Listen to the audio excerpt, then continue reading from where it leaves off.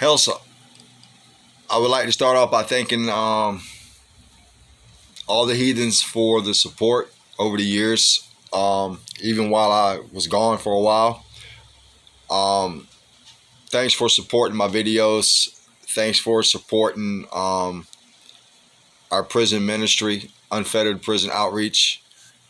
To those who are watching the video and that are not heathens or pagans, whichever terminology a person wants to use, I want to thank you also for the support over the years, for watching my videos, commenting on them, whether I put them on Facebook or my YouTube channel.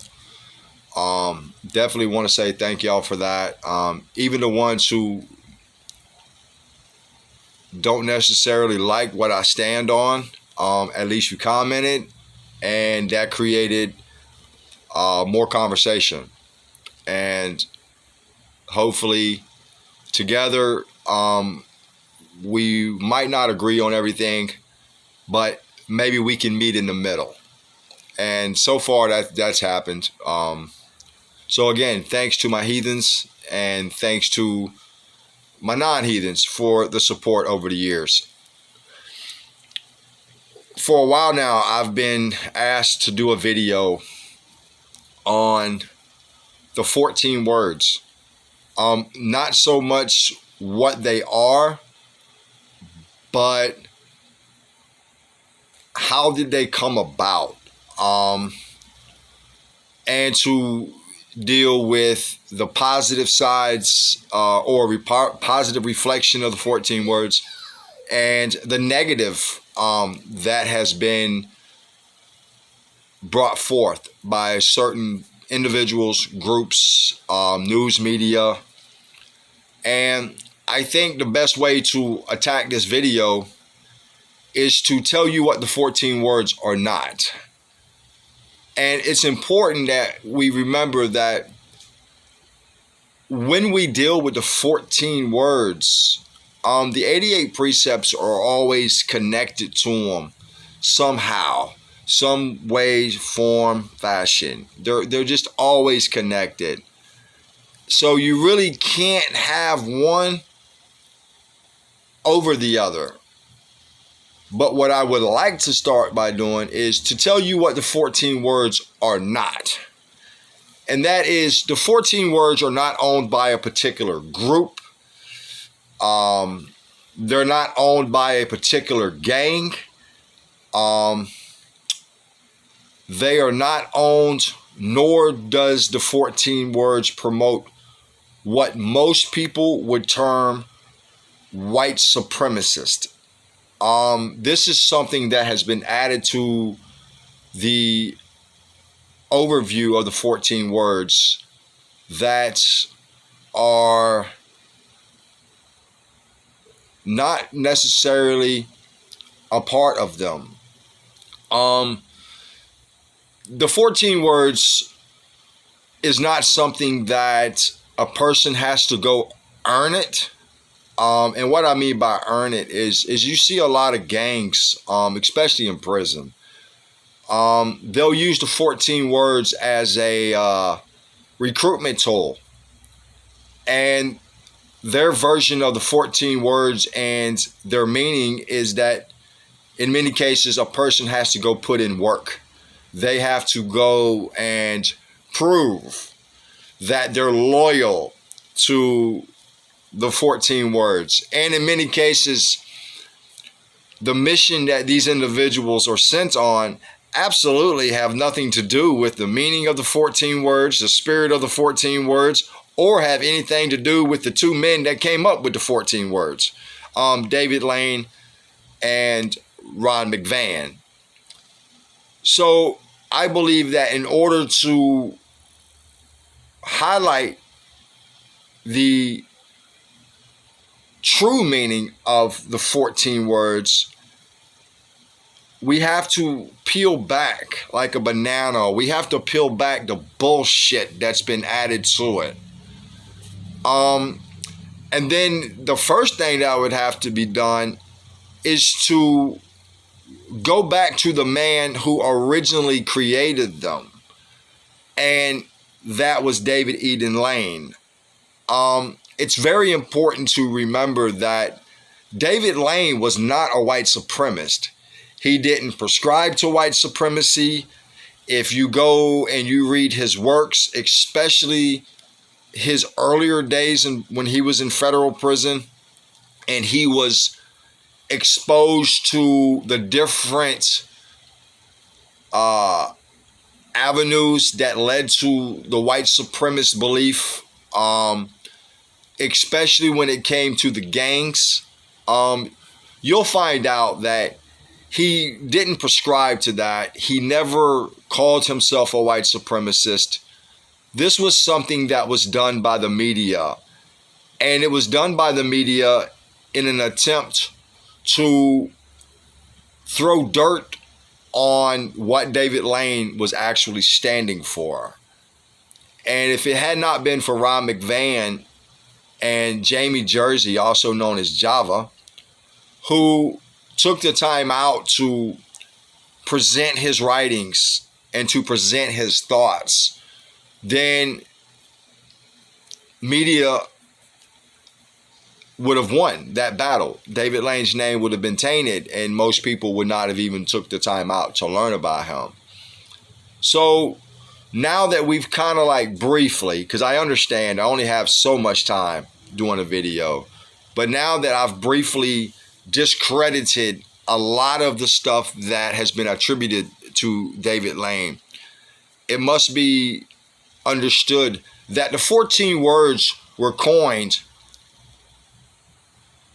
in an attempt to give whites a focal point on what is most important, and to give the whites a focal point into the present, past, and future. And this was something that a lot of people, as soon as it came out and started spreading, they adopted. They added it to their curriculum or whatever it was they were teaching their guys. And it just grew like wildfire because it touched so many people. And the 14 words was never about hate. I know that word gets thrown around a lot.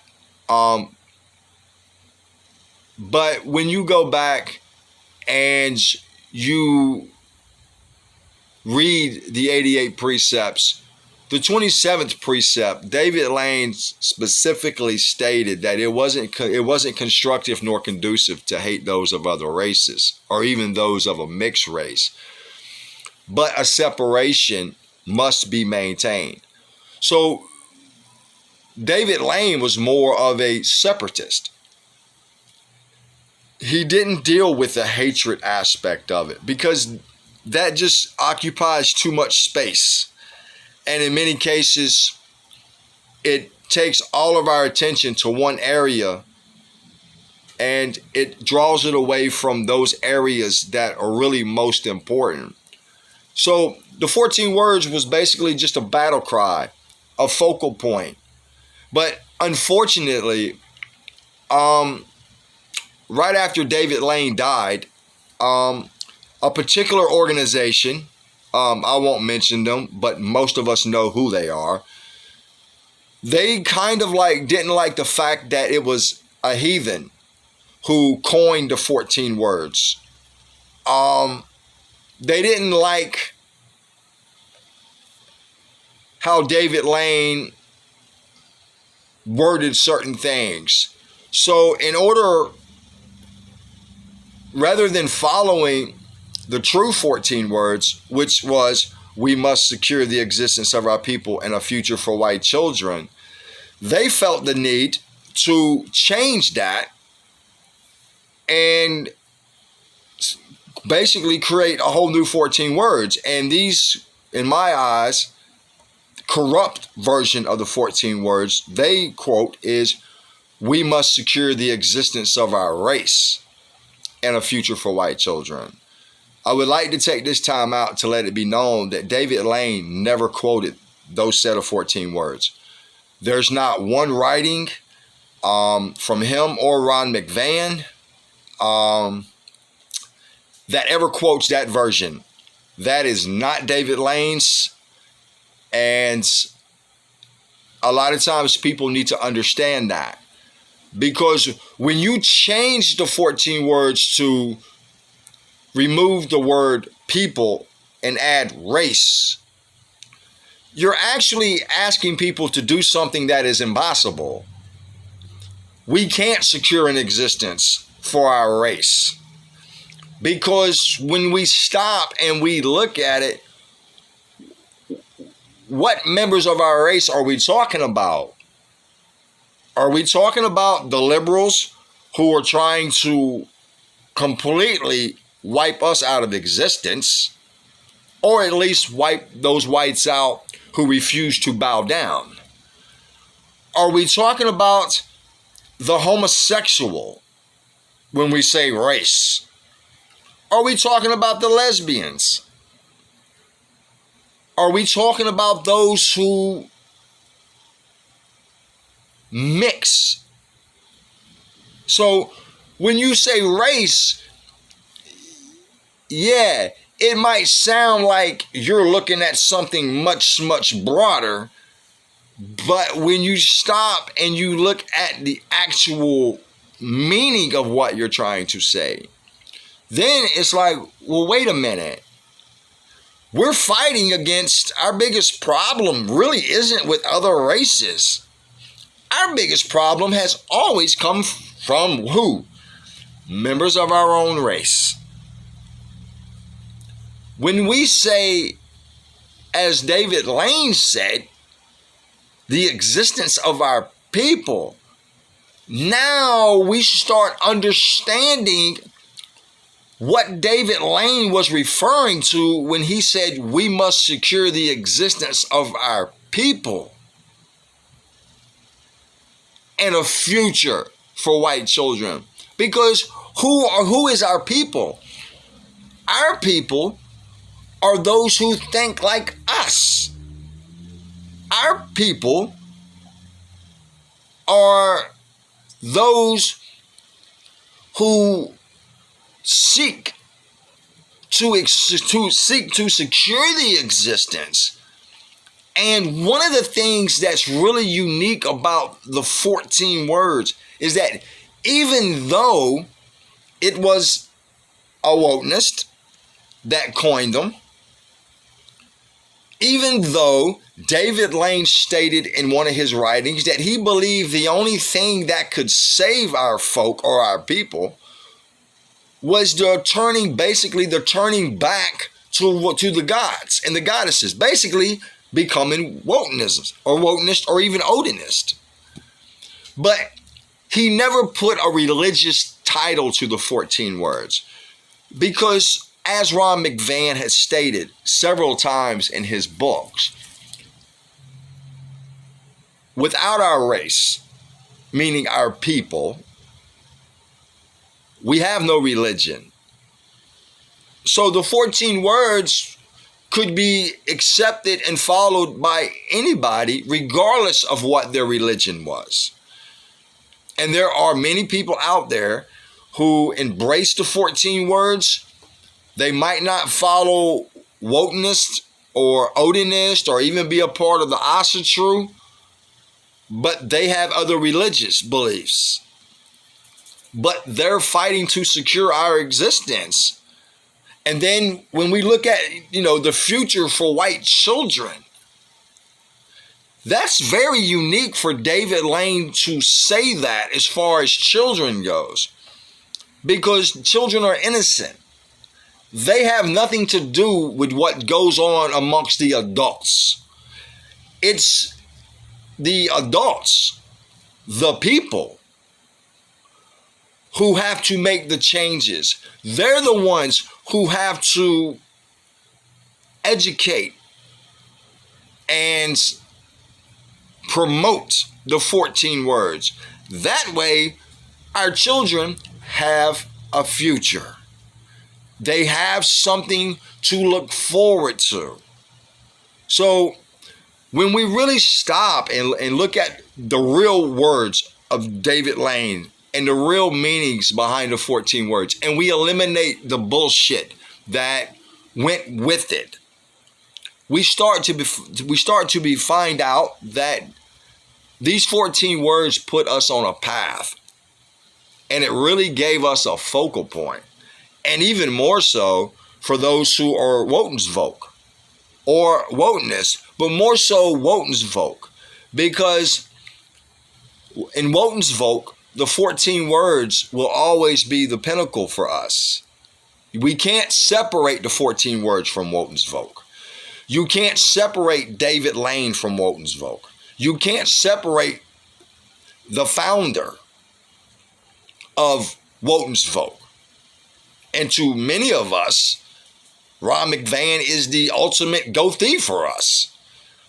So it's very important to go back and review the history of the 14 words and go into the 88 precepts and read them. And then you begin to understand that David Lane, gave us a map with the 14 words.